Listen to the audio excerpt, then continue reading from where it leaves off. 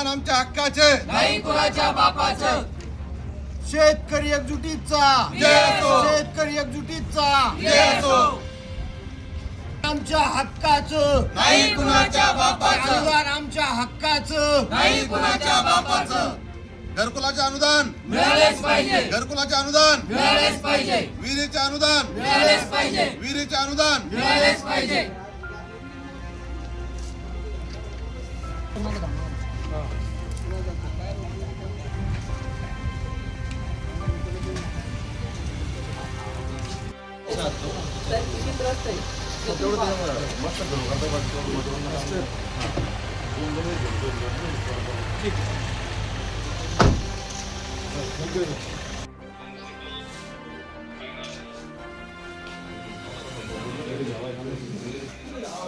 आमची प्रमुख मागणी अशी आहे की भोकरदन तालुक्यात असेल किंवा राज्यभरामध्ये मनरेगाचे जे कामं आहे रोजगार हमीचे ते सध्या ठप्प करण्यात आलेले आहे. त्यामध्ये सिंचन विहिरींचे मस्टर काढले जात नाही, घरकुलाचे काढले जात नाही आणि काही प्रमाणात काढले तरी ते मनमानी पद्धतीनं संबंधित गट विकास अधिकारी झिरो करतात.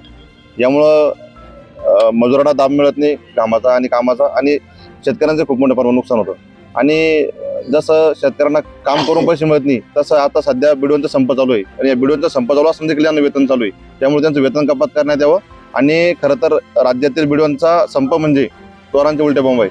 कारण एकीकडे तुम्ही भ्रष्टाचार करायचा 75 लाखाचा तुमच्या चौकशी जर गठीत झाली आणि चौकशी जर तुम्ही दोषी आढळले तर त्यांच्यावर कारवाई होणं नैसर्गिक, अटक होणं नैसर्गिक आहे. मात्र विविध संघटनांचा शासकीय संघटना स्थापन करून सरकारवर दबाव आणायचा आणि स्वतःच्या फायद्यासाठी यांनी संप करायचा अशातला प्रकारी. त्यामुळं यांच्या वेतन कपात करण्यात यावं आणि शेतकऱ्यांचे मस्टर जे कामावर गेलेले शेतकरी लाभार्थी असेल, मजूर असेल यांचे मस्टर पेमेंट मारण्यात यावं अशी आमची प्रमुख मागणी आहे.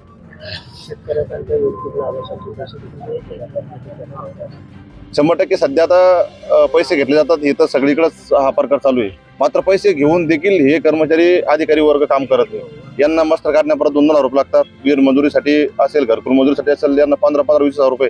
खरे कामं असून देखील, नियमात असून देखील यांना पैसे घेण्याचे काम करत नाही.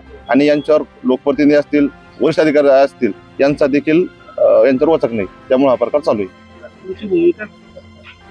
आता आम्ही सरकार खरं तर मायबाप असतं आम्ही तर त्यांना सांगतोय की बाबा आमची एक किडनी घ्या आणि आम्हाला कमीत कमी त्या कर्जबाजारीपणा केला तुम्ही, योजनेच्या नावाखाली भंपकपणा केला की एवढं अनुदान देऊ, विहिरीला 5 लाख देऊ, घरकुला 2 लाख देऊ. मात्र त्यातलं सध्या सिंचन विहिरीचे कामं पूर्ण झाले, घरकुलाचे झाले, मात्र 1 रुपया मिळत नाही. त्यामुळे त्या भंपक योजनांच्या नावाखाली आम्ही कर्जबाजारी झालो. त्यामुळे आमची कमीत कमी एक किडनी घ्या म्हणजे आम्हाला स्वाभिमान जगतील आणि तुम्ही जर भिकारचोटपणा जो लावला तुम्ही पैसे न देण्याचा तोही आमचा प्रश्न कायमचा सुटेल अशी आमची प्रमुख मागणी. आणि येत्या 2 दिवसात जर यांनी मस्टर काढले नाही तर आम्ही हिवाळी अधिवेशन सध्या आता चालू आहे नागपूरला, तिथं आम्ही 12 तारखेला उपोषण सुरुवात करत आहोत.